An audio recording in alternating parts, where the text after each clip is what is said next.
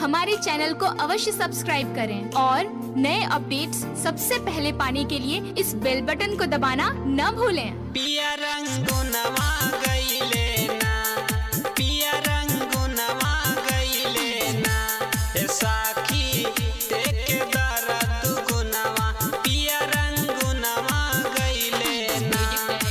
DJ Nitish राज।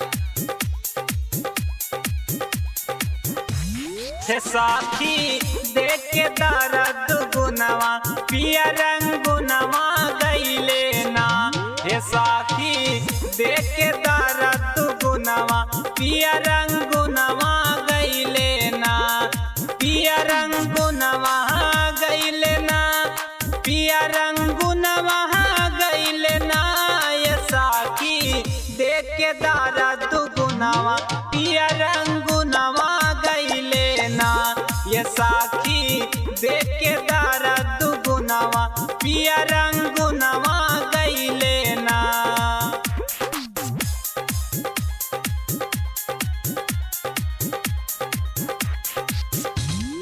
पिया रंगुनवा गइले ना, हे साखी देखे दर्द गुनवा, पिया रंगुनवा गइले ना।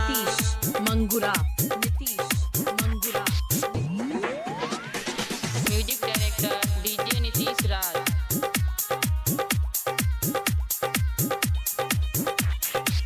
गौना करा के घर बैठैले अपना बाड़े विदेश में, सखी अपना बाड़े विदेश में, सखी अपना बाड़े विदेश में। केकरा से कहीं दिल के बतिया, जिंदगी काट कलेस में, सखी जिंदगी काट कलेस में।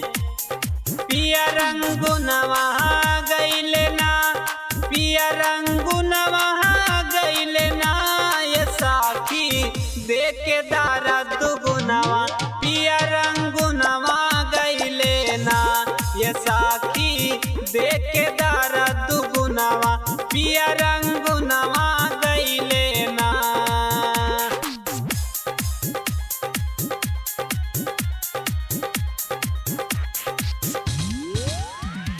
पिया रंगुनवा गइले ना, हे साखी देखे दर्द गुनवा, पिया रंगुनवा गइले ना।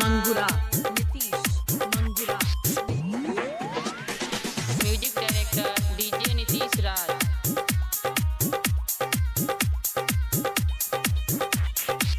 शादी कई के करम फूटल, तोह से कहिले साच हो, सखी तोह से कहिले साच हो, सखी तोह से कहिले साच हो। सासु ससुर रोजे बोले ले बोलिया, लागे दे हमें आँच हो, सखी लागे दे हमें आँच हो। पिया रंगुनवा गइले ना, पिया रंगुनवा गइले ना, ये साखी देखे दर्द गुनवा, पिया रंगुनवा गइले ना, ये साखी देखे दर्द गुनवा, पिया